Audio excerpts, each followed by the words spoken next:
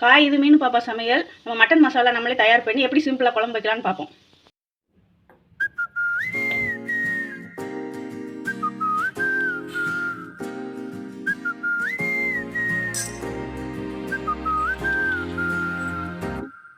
நாங்காலி நாங்காலி மொத்தமா சேர்த்து இப்ப நாங்காலி